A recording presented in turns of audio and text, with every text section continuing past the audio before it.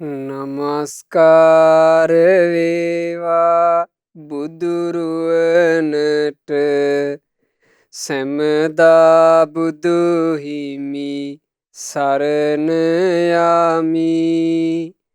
නමස්කාර වේවා දම්රුවනට සැමදා සදහම් සරණ යමි. නමස්කාර වේවා සංගරුවනට සැමදා මහා සංඝ සරණ යමි.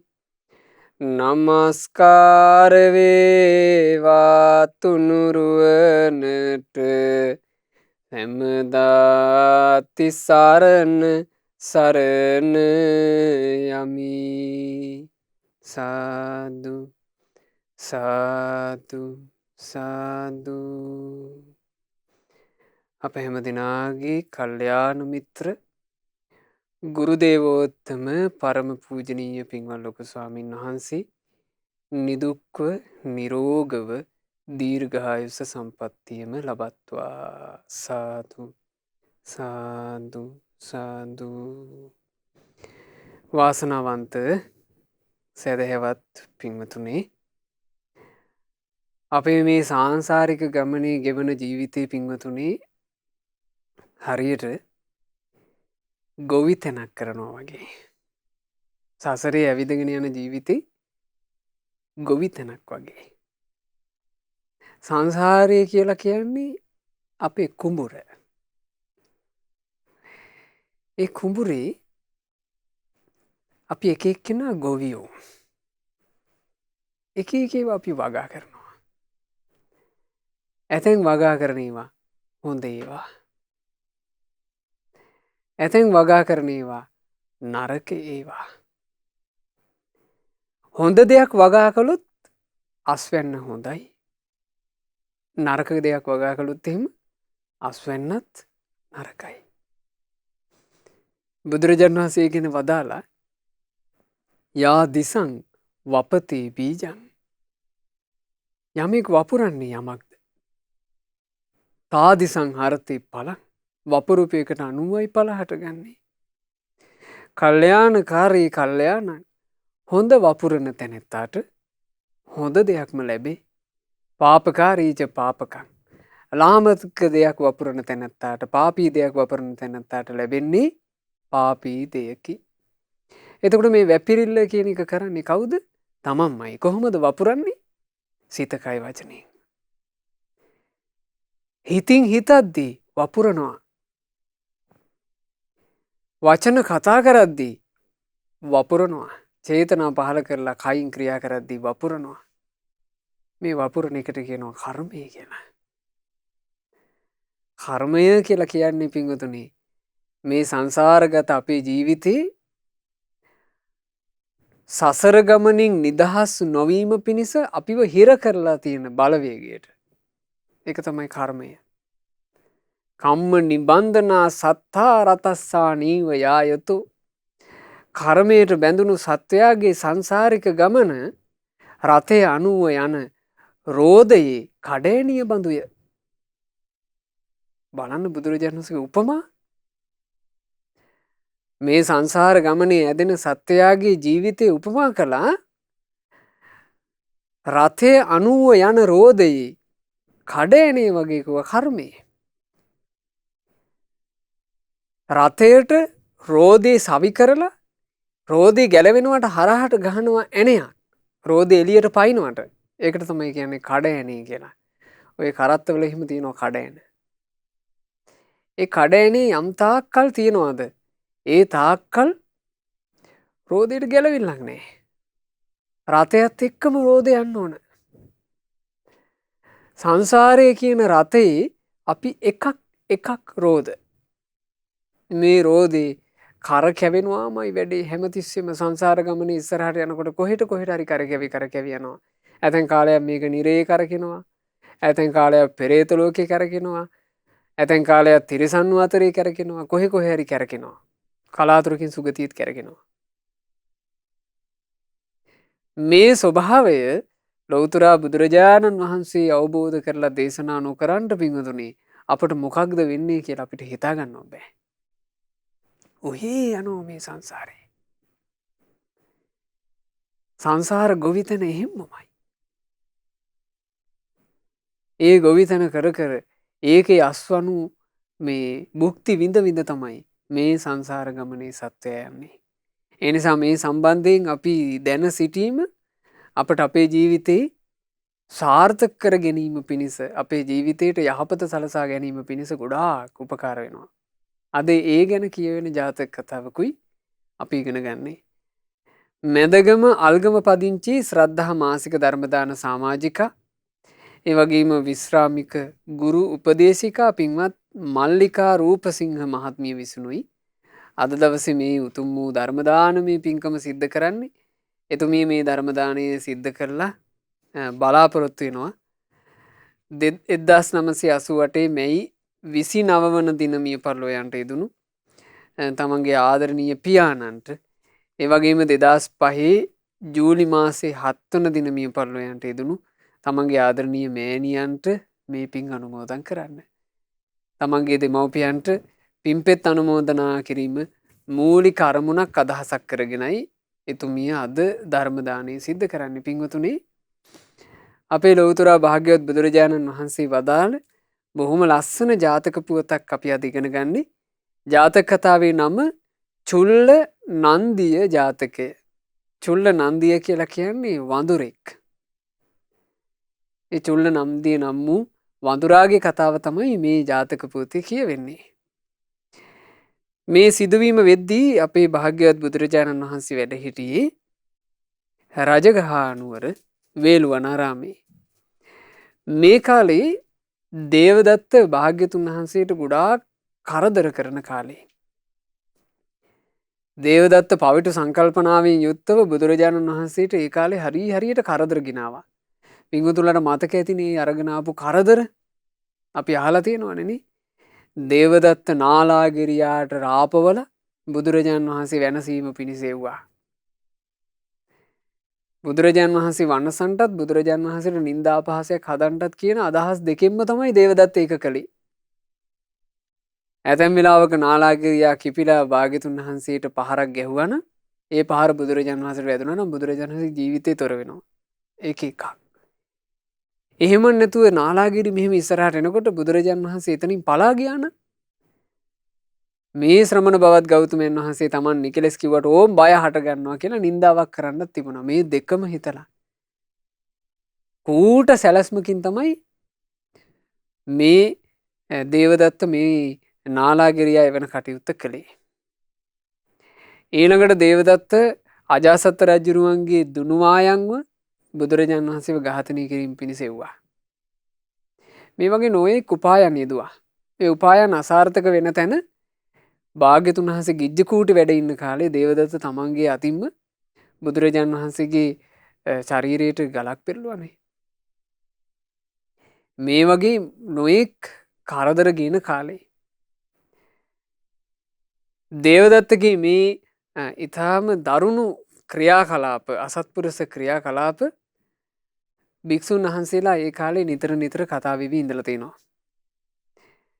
රජගහ නුවර වේළුවනාරාමේ ධම්සභා මණ්ඩපේ එදා භික්ෂුන් වහන්සේලා දේවදත්ත ගැන කතා වෙමින් හිටියා. අනේ බලන්න ආයස්මතුනි මේ දේවදත්තයා මොනතරම් දරුණු බිහිසුණු සාහසිකයෙක්ද. සම්මා සම්බුදු අපේ භාග්‍යතුන් වහන්සේව ඝාතනය කරවන්නට කොච්චරනම් උපක්‍රම යොදනවාද. මිනිස්සුන්ව මෙහෙවනවා, ගල් පෙරලනවා, හස්තියෙන් එවනවා. අනේ අපේ භාග්‍යතුන් වහන්සේ ගැන කිසි දයා කරුණා අනුකම්පා මාත්‍රයක් නැතුව මේ පුද්ගලයා කටයුතු කරන හැටි. දැන් මෙහෙම භික්ෂුන් වහන්සේලා ධම්සභා මණ්ඩපේ කතා වෙමින් හිටියා. ඇත්තෙම පිංගුතුනේ මේ ඒ කාලවකවානුවේ දේවදත්තගේ සාහසිකකම් ඇස්වලට ප්‍රකට වෙද්දී භික්ෂුන් වහන්සේලාට ඒක කතාව කර ඉන්න වෙන්න ඇතිනේ නේ. ඇයි ඒක කොහොමද අමතක කරන්නේ? දේවදත්ත කොච්චර රෞද්‍ර දේවල් කරාද? මෙය කතා වෙවි ඉන්නකොට තිලෝගුරු භාග්‍යවත් බුදුරජාණන් වහන්සේ එතනට වැඩම කළා. භාග්‍යතුන් වහන්සේ භික්ෂූන්ගෙන් අසා සිටියා මහණෙනි නුඹලා කවර කරුණක්ද කතා කරමින් හිටියේ? කිව්වා අනේ ස්වාමීනි අපි මේ දේවදත්තගේ නපුරුකම් සාහසිකකම් තමයි මේ කතා වෙවි හිටියේ. බුදුරජාණන් වහන්සේ වදාලා මහණෙනි දේවදත්ත තුල ඔය වගේ දරුණු නපුරු අකාරුණික බිහිසුණු බවක් තියෙන්නේ මේ ආත්මෙ විතරක් නෙමෙයි. ඔයිට ඉස්සර ආත්ම භාවවලත් දේවදත්තගේ කටයුතු කිරීම ඔය විදිහමයි කිව්වා. ඔහොම තමයි කිව්වා දේවදත්ත කටයුතු කළේ. එතකොට භික්ෂුන් වහන්සේලා ඉල්ලා හිටියේ අනේ ස්වාමීනි භාග්‍යතුන් වහන්සේ දේවදත්තයාගේ මේ ජීවිතයේ තියෙන ලාමක වූ කටයුතු කිරීම නම් අපට පේනවා. ස්වාමීනි භාග්‍යතුන් වහන්සේ අප කෙරෙහි අනුකම්පාවෙන් ඒ අතීත පුවත ගැනත් අපට දේශනා කරන සේක්වා. උන්නේ වෙලාවේ තමයි බුදුරජාණන් වහන්සේ චුල්ල නන්දිය ජාතකය දේශනා කළේ. ගොඩාක් ඉස්සර කාලේ බරණැස්පුරේ බ්‍රහ්මදත්ත නමින් රජ්ජුරු කෙනෙක් රාජ්‍ය විචාරමින් වාසය කළා. ඔය කාලේ අපේ මහා බෝධිසත්වයෝ හිමාල වනේ නන්දිය කියලා වඳුරෙක් වෙලා ඉපදී සිටියා. වඳුරු යෝනියේ එතකොට බුදුරජාණන් වහන්සේ ඒ කාලේ බෝධිසත්වයෝ උපන්නේ. දැන් බලන්න මේ සංසාර චක්‍රේ කැරකෙනකොට හැටි. බෝධිසත්වයෝ තිරිසන් ආත්ම භාවයක ඉපදී සිටියා. නම උනේ නන්දිය. නන්දිය කියලා වඳුරෙක්. මේ වඳුරාට චුල්ල නන්දිය කියලා බාල සහෝදරයෙක් හිටියා. චුල්ල කියලා කියන්නේ පොඩිනේ. දැන් වැඩි මහල් වඳුරාගේ නම නන්දිය, බාල වඳුරා චුල්ල නන්දිය, පොඩි නන්දිය. මේ දෙන්නා 80000ක වානර පිරිවරක නායකයෝ විදිහට. දැන් බෝධිසත්වයෝ ඒ වඳුරලරේ හිටපු නායක වඳුරා. වඳුරලරේ නායකයා විදිහට බෝධිසත්වයෝ ඉන්නකොට බෝධිසත්වයන්ගේ මල්ලි කියලා කියන්නේ දැන් වඳුරු රජු නම් ඒ වඳුරන්ගේ යුව රජු වගේ. එහෙම වාසය කළා. මෙහෙම කාලේ ගත වෙනකොට මේ නන්දිය වඳුරාගේ චුල්ල නන්දිය වඳුරාගේ මෑණියන් අන්ධ වුණා. වයසත් එක්ක මෑණියන්ගේ ඇස් නොපෙනී ගියා. එතකොට මෑණියන්ට උපැප උපස්ථාන කරන්නේ දැන් මේ වඳුරු රජවරු දෙන්නා තමයි. මේ දෙන්නා කරන්නේ තමන්ගේ වඳුරු පිරිසත් එක්ක වනයේට ගියාට පස්සේ ප්‍රනීත පළවැල මෑණියන් වෙනුවෙන් නෙලා ගන්නවා.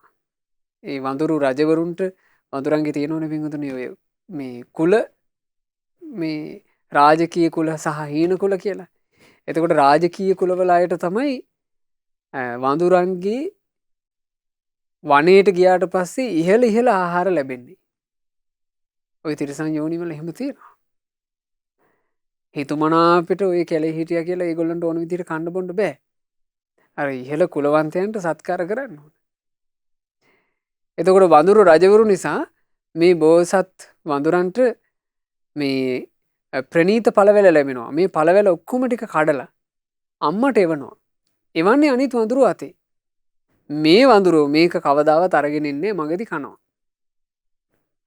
මෑණියන්ට ගිහින් දෙන්නම් කියලා වගේ ඇවිල්ලා මගදී කාලා දනවා කවුරුත් අරන් යන්නේ නැහැ. ඉතින් එතකොට මේ බෝධිසත්වයන්ටත් චුල්ල නන්දිය කියන බෝධිසත්වයන්ගේ මල්ලි වන වඳුරාටත් ටික දවසක් යනකොට තේරුණා මෑණියන්ට කෑම බීම හරියට ලැබෙන්නේ නැහැ කියලා. බෝධිසත්වය දවසක් මෑණියන්ගෙන් අහනවා අම්මේ අපි අපට ලැබෙන හොඳම රසවත් පළතුරු අම්මාට එවනවා. නමුත් අම්මා එන්න මලානික වෙලා කෙට්ටු වෙලා යනවා පේනවා. ඇයි අම්මේ මේ කියලා ඇහුවා. එතකොට අර වැඳිරි කිව්වා අනේ පුතේ මට එහෙම මොකුත් ලැබෙන්නේ නෑනේ.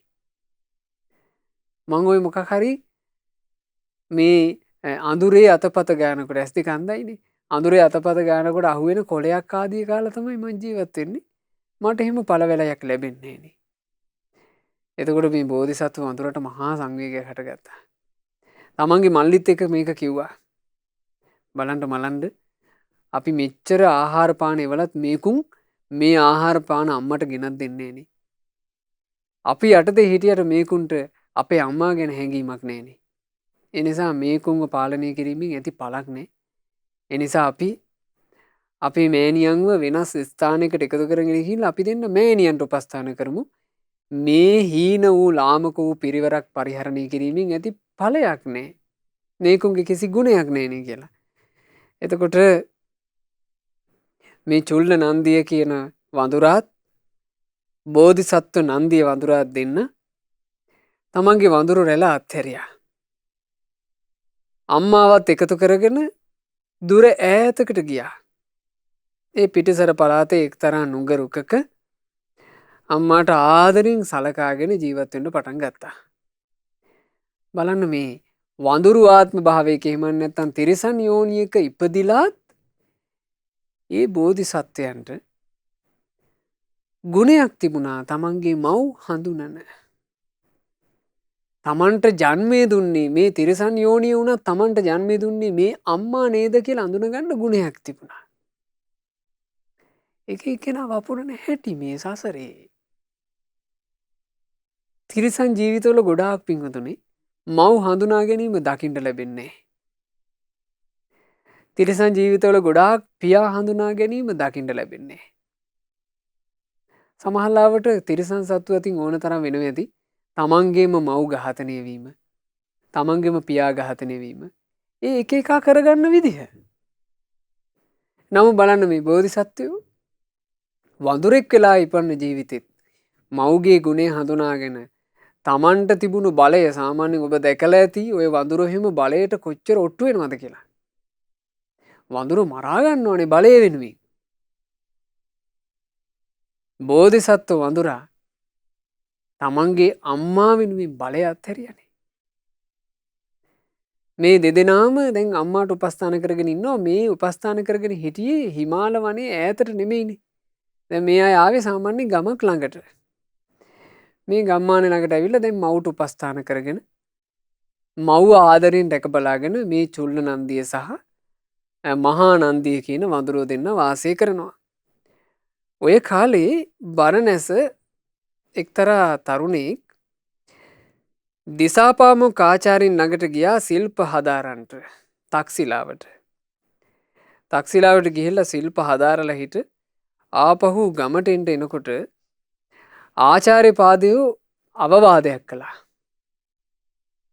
පුත්‍රය උඹ මගේ ළඟ ඉගෙන ගන්නකොට මම දැක්කා උඹගේ හරීම ලාමක ගතිගුණ තියෙනවා. උඹේ ගතිගුණ හරි මදි පුතේ. ඔබ හරි නපුරු කෙනෙක්. උඹේ හරි බිහිසුණු ගති තියෙනවා. උඹේ ওই දරුණුකම් උඹ දිගටම තියාගෙන හිටියොත් පුතේ උඹට වැඩ වරදින තැන උඹටවත් හිතා ගන්න බැරි වෙයි.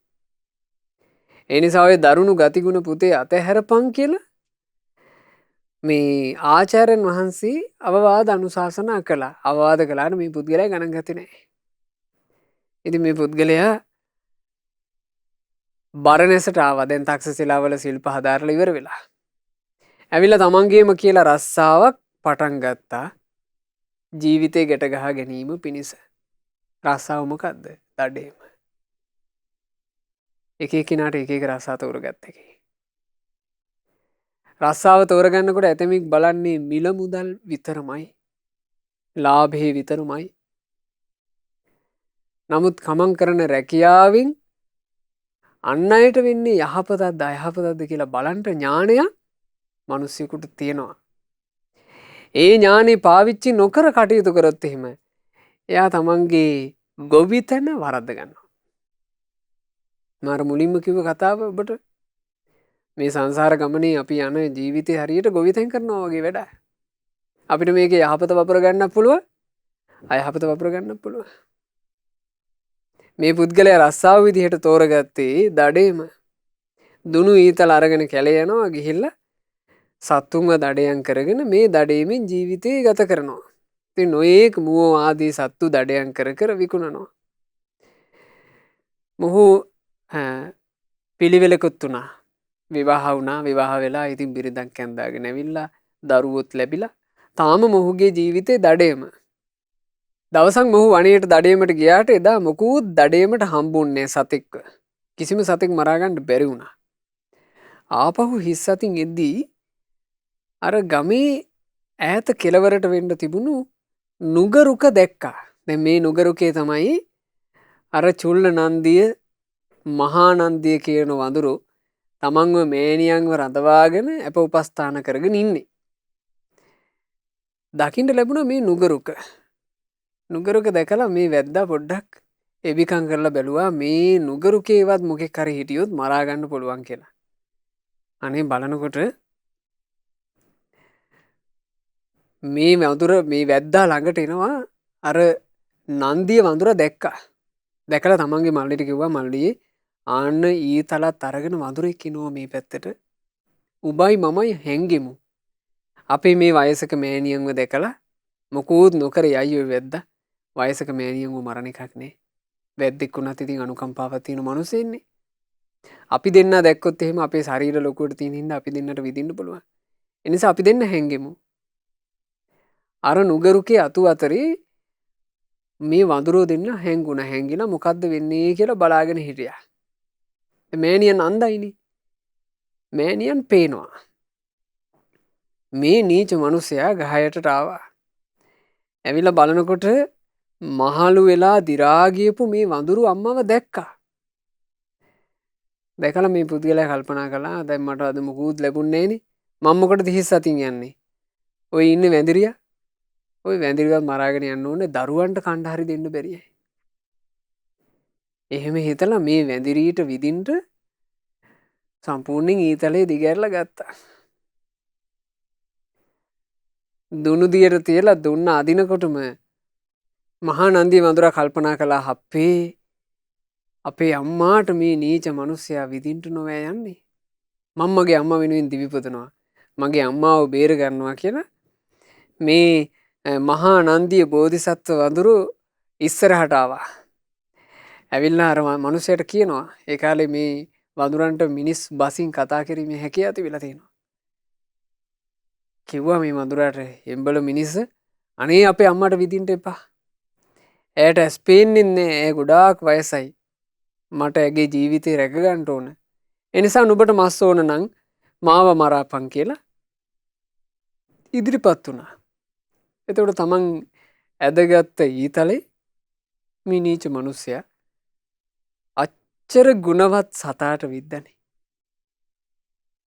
ඒ සතා මේ වචනේ කියද්දී පවා මේ පුද්ගලයා මේ සතාට විද්දා. නන්දිය වඳුරා මරණයටපත් වුණා. නන්දිය වඳුරා මිය පරලෝ ගියාට පස්සේ මේ පුද්ගලයා අනිත් ඊතලේ ඇදලා අරගන්නවා. දැන් මට මේ වඳුරාත් තිබුණේ ඉන්නවා මේ වැඳිරිවත් මම මරා ගන්නවා කියලා. ආයෙමත් අම්මට විදින්න ලැහැත් වෙනකොට චුල්ල නන්දිය ඊට උඩින් හැංගිලා හිටියේ. චුල්ල නන්දිය එකපාර පැන්න ඉස්සරහට. පැනලා කිව්වා අනේ උඹල මිනිස දැන් නුඹ මගේ අයියන්ඩිවත් මරා ගත්තා. අනේ මගේ අම්මව මරන්න එපා. මගේ අම්මගේ ජීවිතේ බේරාපන්. උඹට තවත් වඳුරු මාංශයක් ඕන නම් මාව මරාගනි. අම්මව බේරාපන් කියලා ඉදිරිපත් වුණා. එතකොට මේ පුද්ගලයා දෙවණියට ඇදගත්ත ඊතලේ චුල්ල නන්දිය වඳුරාට විද්දා. ඔහුත් ඇදගෙන වැටුණා. ඊට පස්සේ මේ අනුකම්පා විරහිත පුද්ගලයා අර පුත්තු දෙන්නා මරලා අම්මවත් මැරුවනේ. අර දැස නොපෙනෙන වැඳිරිටත් විද්දා. විදලා මේ පුද්ගලයා මේ මාංශ තුනම අරගෙන ගෙදර යනවා. ගෙදර යනකොට බලන්න පිංගුතුනේ මේ ලෝකයේ තියෙනවා මේ කර්ම ස්වභාවයේ කර්ම ඵලය කියලා එකක්. ඒ කර්ම ඵලය කියන එක තමන් වපුරන හැටියටනේ ක්‍රියාත්මක වෙන්නේ. දැන් මේ සිදුවීම ගැන කියනකොට මට සිහිපත් වුණේ ඉසයෝ සමුද්දක සූත්‍රය. මේ ඉසයෝ සමුද්දක කියලා කියන්නේ මුහුදු තීරයට වෙන්න වාසය කරපු ඍෂිවරුන්ගේ කතාවක්. මේ ඍෂිවරු පාඩුවේ බණ භාවනා කරගෙන හිටියා. මේ ඍෂිවරු ධ්‍යානලාභී එ르දිත් තිබුණා. ওই කාලේ සුර අසුර යුද්ධයක් හටගෙන තියෙනවා. පින්වතුනි සුරාසුර යුද්ධ හටගත්තාම ඒ සුර අසුර යුද්ධ මිනිස්සුන්ට බලපානවා. දැන් මේවා අපිට නොතේරෙන දේවල්. මොකද මේ ලෝකේ අපිට සුරයෝ පේන්නේ නැහැ අසුරයෝ පේන්නේ නැහනේ. නමුත් මේ සුර අසුර යුද්ධ කලින් කාලට හටගත්තාම ඒක මිනිස්සයාටත් බලපානවා. දැන් සුර අසුර යුද්ධයක් හටගන්න මේ පටන් ගත්ත ගමන් අර ඍෂිවරුන්ට හැඟීමක් ආවා අයියෝ දැන් මේ යුද්ධේ හටගත්තාම අපිටත් කරදර වේවි. අපි මේ පාඩුවේ බණ භාවනාවක් කරගෙන ඉන්න අයනේ. අපිට කරදර එවි. ඒ නිසා දැම්ම තියලාම මේ අසුරයන්ට ගිහිල්ලා මතක් කරන්න ඕන අපිට නම් කරදරයක් කරන්න එපා. යුද්ධෙට අපේ සම්බන්ධයක් නැහැ කියලා. ඒ කාලේ අසුරය රජා හිටියේ සම්බර කියලා අසුර රජෙක්. මේ සම්බර අසුරයා ළඟට මේ ඍෂිවරු යනවා. ගිහිල්ලා සම්බර අසුරයාට කිව්වා අඹ අසුරය අපි මේ පාඩුවේ වෙරළ තීරයට වෙලා බණ භාවනා කරගෙන ඉන්න ඍෂිවරු. මේ සුරාසුර යුද්ධයට අපේ සම්බන්ධයක් නැහැ. ඒ නිසා ඔබලා යුද්ධ කරනකොට අපිට එහෙමනම් බය දෙන්න එපා. අපිට සැනසille අපේ පාඩුවේ ඉන්න දෙන්න කිව්වා. එතකොට සම්බර අසුරයා මේක හරි මාන්නයට ගත්තා. සම්බර අසුරයා මේ ඍෂිවරුන්ට තර්ජනය කළා. ඍෂිවරුන්ට කියනවා තාපසවරු ගැන මන් දන්නවා. ඔය තාපසවරු අපිට පක්ෂ නෑ. ඔය තාපසවරු සපෝට් කරන්නේ දෙවියන්ටනේ. සක්දිවිඳුගේ පැත්ත ගත්තනේ කට්ටිය නෙවෙයි. ඒ නිසා අපෙන් අබෙහෙල්ලගෙන ආවට අබෙහෙ නෑ. බයමයි දෙන්නේ කිව්වා.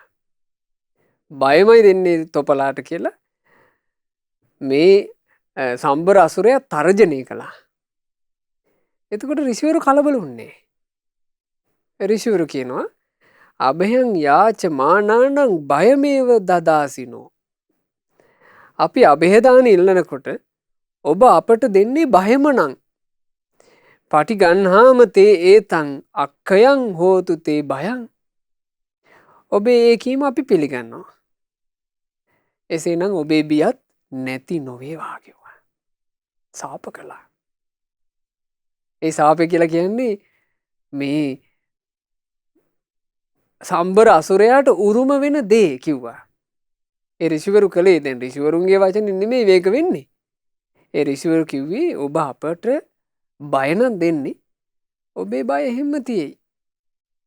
යාදිසං වපතේ බීජං සම්බර අසුරය ඔබ යමක් නම් වපුරන්නේ තාදිසං හරතේ පලං. වපුරුපු එක අනුව තමයි ඔබට පල හටගන්නේ. කල්යාණකාරී කල්යාණං ඔබ හොඳ දෙයක් වපුරනවා නම් ඔබට හොඳ දෙයක් ලැබෙයි. පාපකාරීච පාපකං ඔබ වපුරන්නේ පවිටු දෙයක් නම් ඔබට ලැබෙන්නේ පවිටු දෙයක්. එහෙම කිව්වා. පෞත්තං තාත තේ බීජම් පලං පච්චනු බොස්සති. ඒ නිසා දරුව සම්බරය ඔබ යමක් වැපිරුවා නම් ඒකම ඔබ භුක්ති විඳින්නට කියලා නොපෙනී ගියා. පින්වතුනි සම්බර කියන අසුරයාට එදා ඉඳලා සුව නින්දක් නැතුව ගියා කියනවා. සම්බර අසුරයා නින්දේදී 3 වතාවක් තිගැස්සිලා හැරෙනවා. නින්දෙදි බය වෙනවා. බය දීපු කෙනාට පෙරලා බයම ලැබෙනවා. ඉතින් ඒ වගේ මේ සංසාර ගමනේ යනකොට අපේ වපුරා ගැනීම කියන එක ගැන අපි ගොඩාක් සැලකිලිමත් වෙන්න ඕන. අපි සැලකිලිමත් නොවුනොත් පින්වතුනි වපුරගත් එකේ අස්වනු අපිටමයි. අපි කුඹරක් කරොත් එහෙම ඒකේ අයිතිකාරයා කවුද? අපි. අපි නම් වපුරලා කුඹර හදාගත්තේ අයිතිකාරයා අපි. ඒකේ සියලු ඵලය අපිම භුක්ති විඳින්න ඕන. දැන් බලන්න මේ මිනිස්සෙක් වෙලා උපන්න. දැන් මිනිස්සෙකුනේ පිනකටනේ.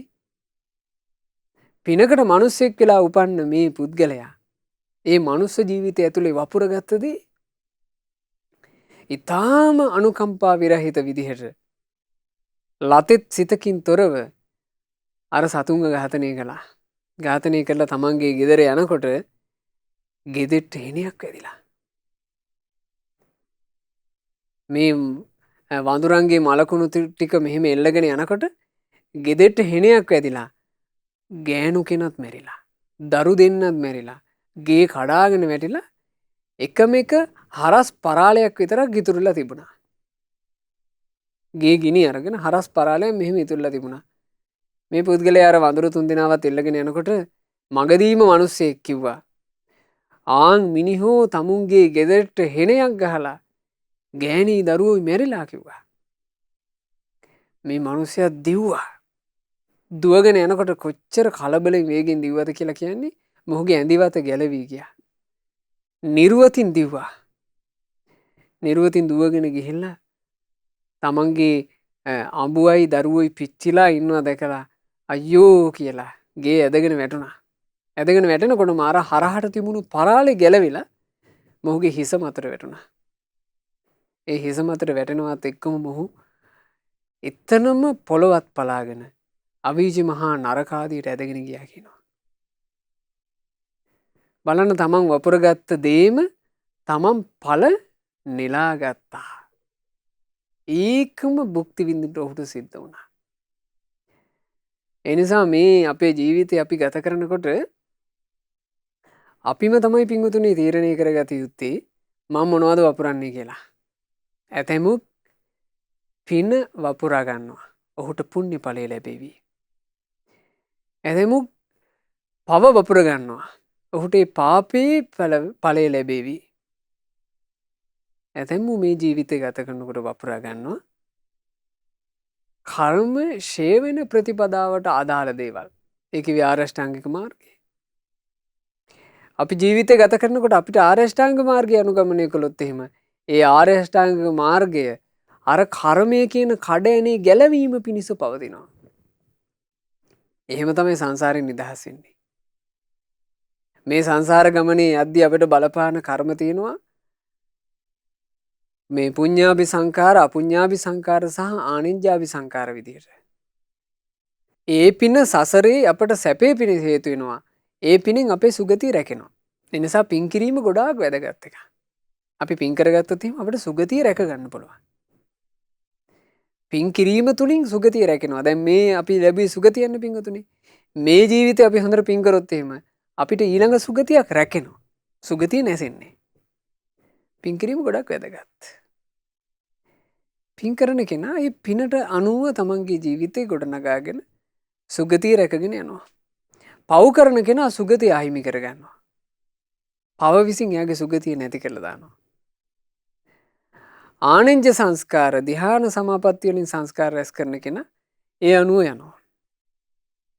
බුදු කෙනෙකුගේ ශාසනයක් තුළ යම් කෙනෙක් ආර්ය අෂ්ටාංගික මාර්ගයේ යෙදෙනවා නම් ඒ ආර්ය අෂ්ටාංගික මාර්ගයේ යෙදෙන කෙනා කර්ම ෂය වීමේ ප්‍රතිපදාවට එනවා.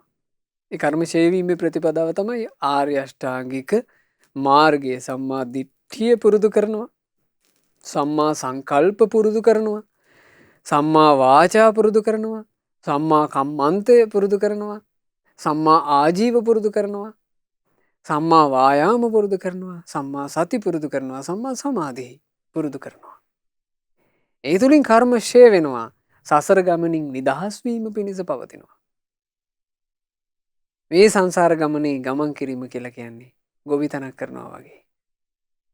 ඒ කෙනාට ඒ විදිහට ගොවිතැන කරගන්න අවස්ථාව තියෙනවා. නැත්නම් මේක වරද්ද ගන්නවා. නැත්නම් මේක හරියට කරගන්නවා.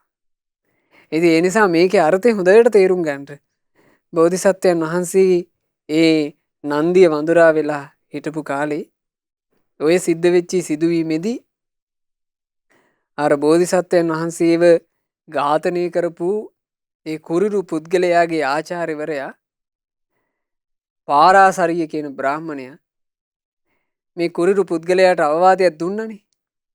ඒ දීපු අවවාදේ සිහි කර කර තමයි කියනෝ නිරේ ගියේ. ඔහු නිරේ යනකොට ඒ ගැන ගාථාවෙන් දිනෝ මෙන්න මෙහෙම. අනේ මගේ පාරාසරිය ගුරු දේවයෝ කලින්ම මට කිව්ව නේද? උඹේ දරුණු වදක ගතිය හිතෙන් වහාම අතෑරපන් කියලා මට කිව්ව නේද? පස්සේ උඹට මේ නිසාම දුක් විඳින්න වේවි කියලා කරුණාවෙන් කිව්ව නේද? අයියෝ මට දැනුයි ඒක මතක් වෙන්නේ. අත්හැරියේ මං ඒ ගුරු වදන් නේද? යමෙක් කරයි නම් යමක් සිත කය වචනේ තුලින් ඉන් විපාක ලැබෙන විටදී හඳුනා ගන්නේ තමන්. හොඳක් කෙරුවොත් හොඳ ලැබෙයි. පව් කෙරුවොත් පව් ඉතින් වපුරන බීජයට අනුව අස්වැනු ලැබෙනවා හොඳින්. මෙහෙම කියා තමයි නිරේ ගියේ. ඉතින් භාග්‍යතුන් වහන්සේ දේශනා කළා මහණෙනි එදා අර වඳුරන් තමන්ගේ මව් රැක ගැනීම උදෙසා දිවි පුදද්දී ඔවුන් හා බොරුවට එකඟ වෙලා අන්තිමේදී 3 දෙනාම මරාගෙන ඒ පවින් අවීචි මහා නරකාදී උපන් පුරුෂයා වුණේ දේවදත්ත. ඒ කාලෙත් දේවදත්තට රෞද්‍ර ගති තිබ්බා.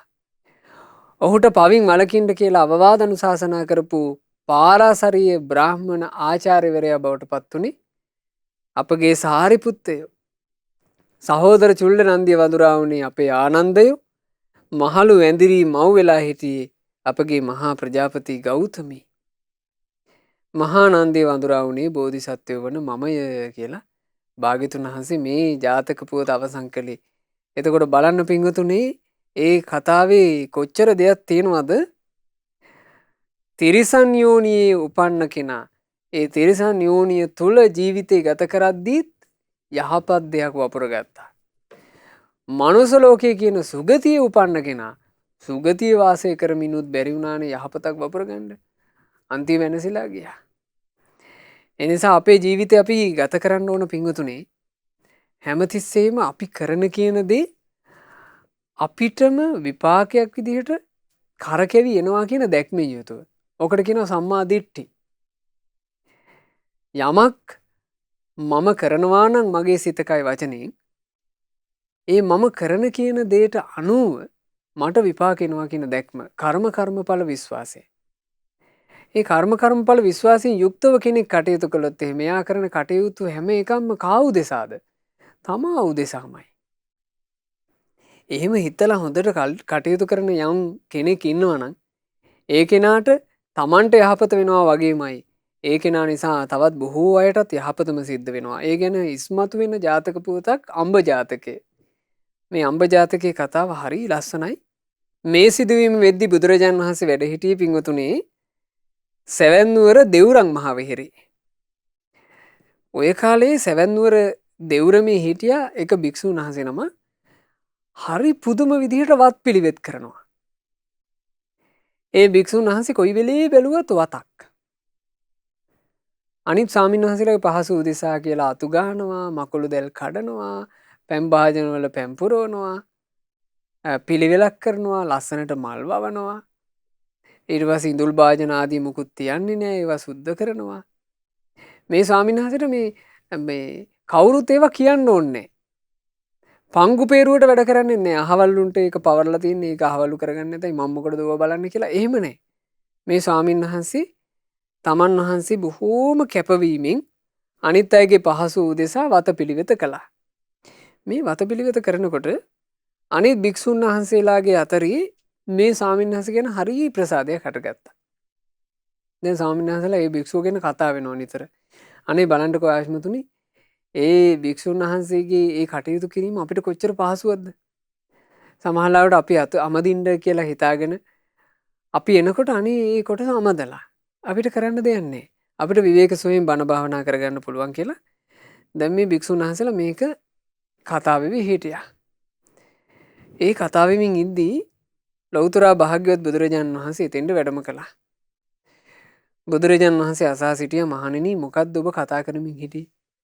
එතකොට භික්ෂුන් වහන්සේලා කිව්වා, අනේ ස්වාමීනි, අපි මේ කතා කර උන්නේ අර අසවල් භික්ෂුවගේ වතපිළිවෙතේ සරු බව ගැන. ස්වාමීනි කොච්චර මෛත්‍රී සහගතද මේ භික්ෂුව. මෛත්‍රී සහගත කාය කර්මයෙන්, වචී කර්මයෙන්, මනෝ කර්මයෙන් භික්ෂුන්ට සංග්‍රහ කරන හැටි නම් පුදුමයි. අපි ඒ ගැනයි කතා වුණේ. බුදුරජාණන් වහන්සේ වදාලා, මහණෙනි, ඔය භික්ෂුව ඔය විදිහට වතපිළිවෙතින් සරු වීම නිසා බොහෝ දෙනෙකුට සුවය යහපත සැලසුනේ මේ ආත්මෙ විතර නෙවෙයි. මීට පෙර ආත්මිකත් ඔය භික්ෂුව ඔය විදිහටම වතපිළිවෙතින් සරු වුණා. ඒ වතපිළිවෙතින් සරවීම නිසා 500ක් තාපසවරුන්ට හරි සුවසේ ජීවිතය ගත කරන්න ලැබුණා කිව්වා. එතකොට භික්ෂුන් වහන්සේලා ඉල්ල හිටියා යාතීත පුවත කියා දෙන්න කියලා. අන්න ඒ වෙලාවේ තමයි අම්බ ජාතකය වදාළේ. ගොඩාක් ඉස්සර කාලේ බරණැස බ්‍රහ්මදත්ත නමින් රජෙක් රාජ්‍ය විචාරලා තියෙනවා. ওই කාලේ අපේ මහා බෝධිසත්වයන් වහන්සේ බ්‍රාහ්මණ කුලයක ඉපදිලා තරුණ විදිහටපත් වුණාට පස්සේ ඍෂි පැවිද්දෙන් පැවිදි වුණා. පැවිදිලා එක්තරා පර්වතයක් පාමුල ඍෂිවරු 500ක්, ශිෂ්‍ය ඍෂිවරු 500ක් එක්ක වාසය කළා. ওই කාලේ හිමාලයට හරි දැඩි නියඟ කාලයක් ඇති වෙලා තියෙනවා. තැන් තැන්වල තිබුණු දිය විල්, දිය කඩਿති ඔක්කොම සිඳිලා ගියා. අනේ එතකොට සත්තුන්ට පානය කරන්න පැන් නැතුව ගියා. සත්තු හරියට දුකටපත් වෙලා තියෙනවා. එතකොට මේ ඍෂීන් වහන්සේලා අතරේ හිටපු එක ඍෂීන් වහන්සේ නමකට අර සත්තු දැකලා හරි දුක හිතුණා. වතුර නැතුව සත්තු අසරණ වෙලා ඒ සත්තුන්ට කර කියා ගන්න දෙයක් නැතුව ඉන්නව දැකලා ඒ භික්ෂුන් වහන්සේට හරි මේ ඒ ඍෂීන් වහන්සේට හරි දුක හිතුණා. එතකොට මේ ඍෂීන් වහන්සේ කලේ කැලේට ගිහිල්ලා එක ගහක් කැපුවා. ලොකු ගහක්. ඒක කපලා බොහොම වෙහෙසිලා මේ ගහ ඇදගෙන ආවා. ඇදගෙන ඇවිල්ලා මේ ගහේ හරියට අර බත්තොරුවක් වගේ ලොකු සිදුරක් කැපුවා. ඔබට හිතා ගන්න පුළුවන් මේක කියනකොට මේක වලක් වගේ හැරුවා මේ ගහේ කඳ. යමක් පුරවන්න පුළුවන් වෙන විදිහට ගහේ කඳ සම්පූර්ණයෙන්ම හැරුවා. එතකොට මේක ලොකු සෑහෙන ලොකු භාජනයක් දැන්. ඊට පස්සේ මොකද කරන්නේ?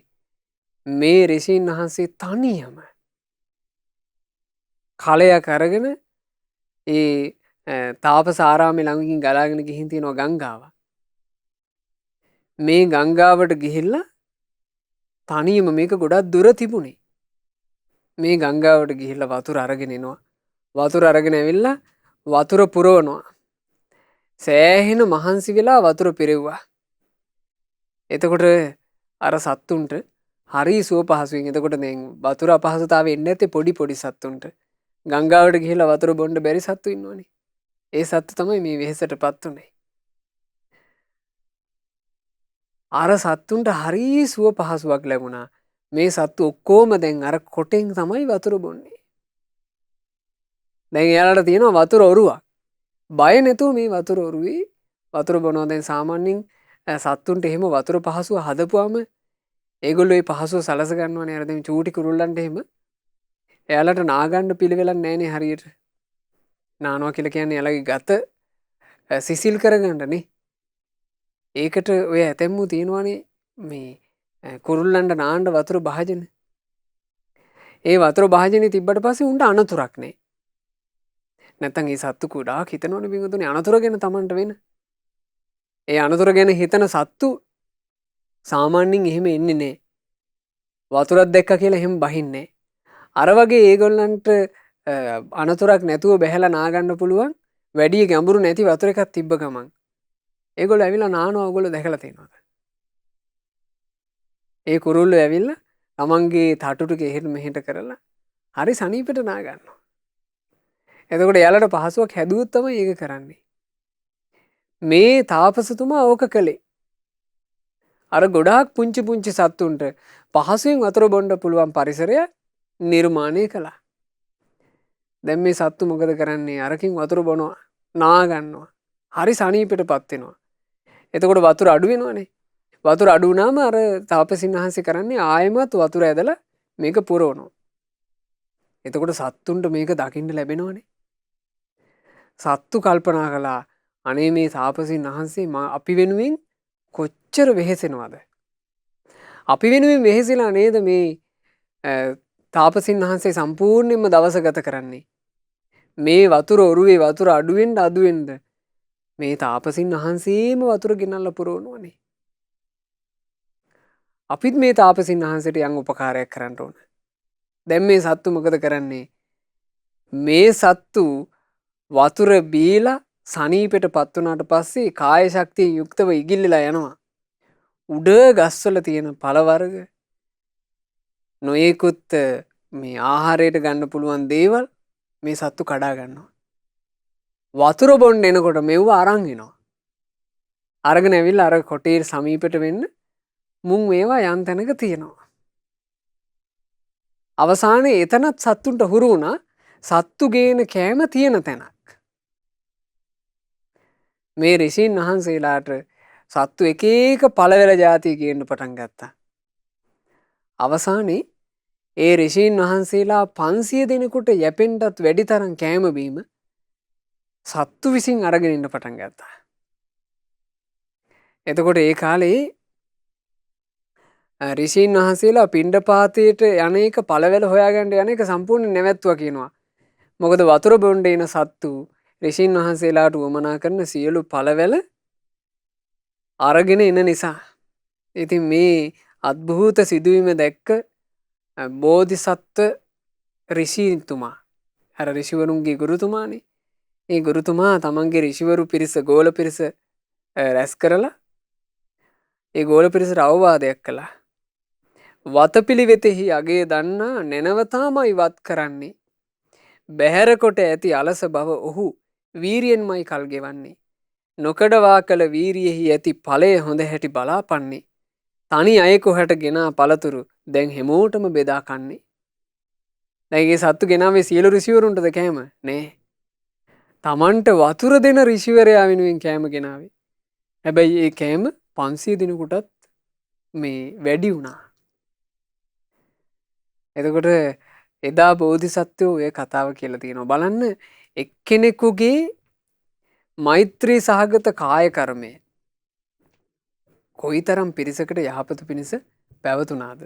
බුදුරජාණන් වහන්සේ අම්බජාතික අවසන් කළේ මහණෙනි එදාත් වතපිළිවෙතින් සරුව කටයුතු කළපු ඒ ඍෂිවරයා බවට පත් වුණේ මෙදාතුවත් කරන මේ භික්ෂුවයි කියලා. ඉතින් ඒ නිසා පින්වතුනි අපේ ජීවිතේ අපි ගෙවනකොට අපි ගත කරනකොට ඔය කාරණේ ගැන අපි ගොඩාක් සැලකිලිමත් වෙන්න ඕනේ. අපි මේ ජීවිතේට ඇවිල්ලා මේ ජීවිතේ තුල අපේ කුඹුර වපුර ගන්නේ කොහොමද කියන එක.